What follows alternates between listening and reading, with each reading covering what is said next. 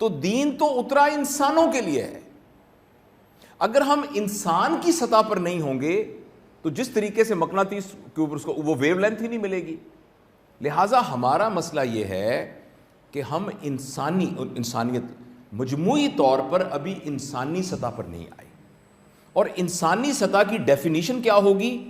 انسانی سطح کی وہ ڈیفینیشن نہیں ہے جو قرآن نے یا نبی کے اسوہ نے بتائی ہے، جو سیکولر ڈیفینیشن ہے. اس پوائنٹ کو سمجھنا بہت ضروری ہے. وہ شخص جو قرآن کو نہیں مانتا، جو اللہ کے نبی کو نہیں مانتا، جو اللہ کو نہیں مانتا ایون معاذ اللہ، اس کے نزدیک جو انسان کی ڈیفینیشن ہے، اگر ہم اس ڈیفینیشن پر پورے اتریں گے تب کہیں جا کر ہمیں ایڈریس کرے گا دین جو ہمارے لیے اترا ہے.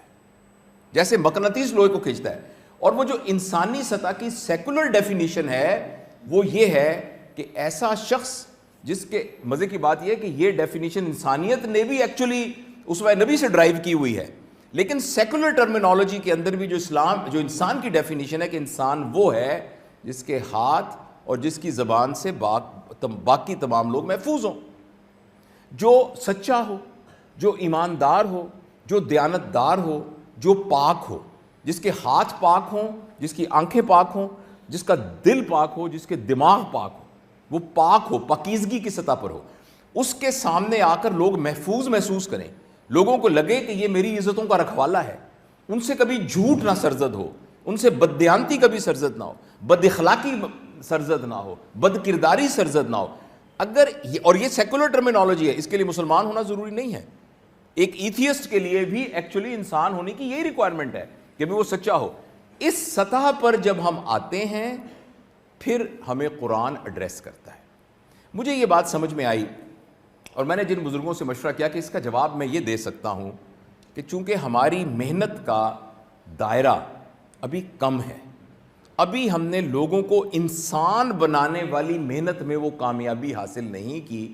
اس لیے وہ نسخہ کیمیا جو موجود ہے ہم اس کے فائدوں کو مکمل طور پر حاصل نہیں کر سکتے. اچھا، اس سارے کے باوجود جب ہم ایک ریلیجس ہو جاتے ہیں تو ہمارا حلیہ چینج ہو جاتا ہے. ہم تھینک یو کی بجائے جزاک اللہ خیر کہنا شروع کر دیتے ہیں اور ہم اس طرح سے لیکن وہ کاسمیٹک ہوتا ہے، اس کے فوائد اپنے ہیں. ایک ایک حرف قرآن کا پڑھنے کے اپنے فوائد ہیں، ان سے کوئی انکار نہیں ہے، لیکن وہ جس سے پوری دنیا کی زندگیاں تبدیل ہوں گی وہ اسی طرح سے ہوں گی جس طریقے سے عرب کے بدو، جن کے ہر انسان کے اندر ایک نیکی کا داعیہ ہے اور ایک بدی کا داعیہ ہے. نیکی کا داعیہ اس کو نیکی کی طرف غالب کر کے آتا ہے، نفس لوامہ، اور برائی کا جو ہے وہ اس کو برائی کی طرف کھینچتا ہے. اب عرب کے بدو پوری دنیا کو یہ کہہ سکتے تھے یہ ہے قرآن، یہ ہے اللہ کے احکامات، یہ ہے نبی کا طریقہ، اس نے ہمیں یہ بنا دیا ہے. یہ دیکھو ہم اپنے آپ کو پریزنٹ کر رہے ہیں کہ ہمارے اندر سے جو برائی کا داعیہ تھا وہ بھی ہمیں نیکی پر قائل کرنے پر بن گیا ہے. رائٹ؟ ہمیں بھی ایکچولی اس طرح کا بننا ہے کہ ہم کہیں دیکھو یہ ہے اللہ کا قرآن، یہ ہے نبی کی سیرہ، اور یہ ہوں میں. اس قرآن اور سیرہ نے مجھے یہ بنا دیا ہے جو کہ سیکولر ٹرمینالوجی میں بھی ایکسیپٹیبل ہے. جس دن ہم نے یہ اچیو کر لیا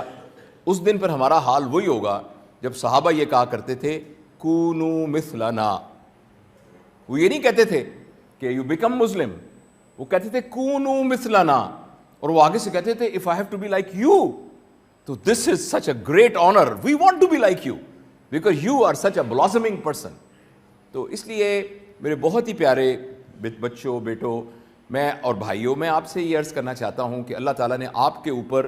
جو ایک یونیورسٹی میں طالب علم پڑھ رہا ہے اور جو کہیں بزنس انٹرپرینور ہے یا کچھ نے کچھ اور دنیاوی علم حاصل کیا ہے، اس کی نسبت آپ کے اوپر ایک دوہری ذمہ داری ہے. وہ ذمہ داری یہ ہے کہ اللہ تعالیٰ نے آپ کے ہاتھ میں وہ کام دے دیا جو کہ نبی کا کام تھا. جو ویسے تو ہر مسلمان جو ہے نیابت نبی کام صلی اللہ علیہ وسلم اور نیابت صحابہ، حضرت ابوبکر، حضرت عمر، حضرت عثمان، حضرت علی رضی اللہ تعالیٰ عنہ اور باقی تمام صحابہ کی یعنی نیابت اور ان کے کام کا شیئر ہولڈر ہے. لیکن آپ کے اوپر یہ ذمہ داری اور بھی بہت زیادہ ہے کہ آپ نے پوری دنیا کی تربیت بائی رول ماڈلنگ انسانی سطح پر کرنی ہے. پہلے اٹھا کے انسان کے لیول پر آنا ہے. جب ہم انسان کے لیول پر آئیں گے تو پھر جس طریقے سے مقناطیس لوہے کو کھینچتا ہے، اس طریقے سے ایک دم اللہ کے احکامات جو ہیں وہ ہمارے دل پر اثر ڈالیں گے اور ہمارے اندر ایک تبدیلی آ جائے گی۔ باقی جو مفتی صاحب نے سورہ فرقان کا آخری رکوع پڑھا تھا وہ ہماری پوری تعلیمات کا خلاصہ یہی ہے، تو وہ تو آپ مجھ سے بہتر جانتے ہیں کہ وہ عاجزی جو چاہیے، جو اللہ کے سامنے گڑ گڑانا چاہیے، جو اللہ کے سامنے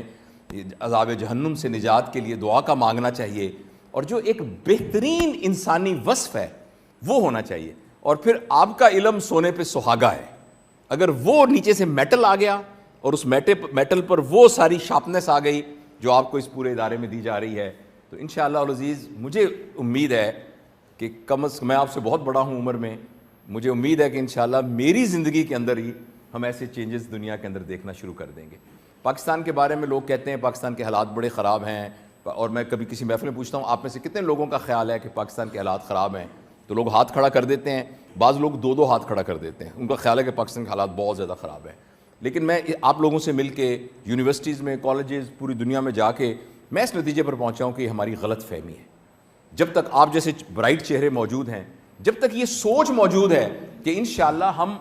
کسی بھی ادارے میں، اپنے گھر میں، اپنے افراد کو فرد کے لیے تیار نہیں کر رہے، فرد کو معاشرے کے لیے تیار کر رہے ہیں، جب تک انشاءاللہ فرد معاشرے کے لیے تیار ہوتا رہے گا، اور پھر اللہ کے احکام اور نبی کریم صلی اللہ علیہ وسلم فرد معاشرے کے لیے کسی اور سسٹم کے سے بھی تیار ہو تو کم از کم دنیا کے لیے تو پھر بھی مفید ہی ہوگا۔ لیکن ہمیں یہ اعزاز حاصل ہے کہ اگر ہمارا فرد جو ہے وہ معاشرے کے لیے تیار ہوگا تو ہم نہ صرف دنیا میں اس کے لیے مفید ہوں گے بلکہ آخرت میں بھی اس کے لیے مفید ہوں گے۔ تو اللہ تعالی ہم سب کو توفیق دے، اس پر غور کیجئے گا کہ جو انسانی وصف ہے نا، ہم اس میں مار نہ کھائیں، کوئی ہمارے اوپر یہ انگلی نہ اٹھا سکے کہ یہ ایک مسلمان تھا اور جھوٹ بول رہا تھا، یہ مسلمان تھا اور اس کی آنکھیں پاک نہیں تھیں، یہ مسلمان تھا اس نے بزنس میں میرے ساتھ دھوکہ کیا، یہ مسلمان تھا جو بد دیانت تھا، یہ مسلمان تھا جو اچھے اخلاق والا نہیں تھا، یہ مسلمان تھا جو پڑوسی کا حق رکھنے والا نہیں تھا۔ تو یہ انسانی وصف جب ہمارے اندر آئیں گے تو پھر انشاءاللہ العزیز جیسے صحابہ ایفیکٹو تھے، دیکھیں صحابہ کو اپنے کپڑوں کی وجہ سے تو ایفیکٹو نہیں تھے، اپنی باقی برانڈز کی وجہ سے تو ایفیکٹو نہیں تھے نا، وہ تو صرف اپنے اس کانٹینٹ آف دیئر کریکٹر کی وجہ سے وہ ایفیکٹو تھے، اور وہ جہاں جاتے تھے تو پھر دین کی فضا، اور پھر یہ ساتھ مسلمانوں کی سائنس کی بھی ترقی ہوئی، اور ان کی یعنی صنعت و حرفت میں بھی ترقی ہوئی، اور انڈسٹری میں بھی ترقی ہوئی، اور ایجادات میں بھی ترقی ہوئی، اور علوم و فنون میں بھی ترقی ہوئی، اور ساتھ دین میں بھی ترقی ہوئی۔ تو اللہ تعالی ہم سب کو اس کی توفیق دے۔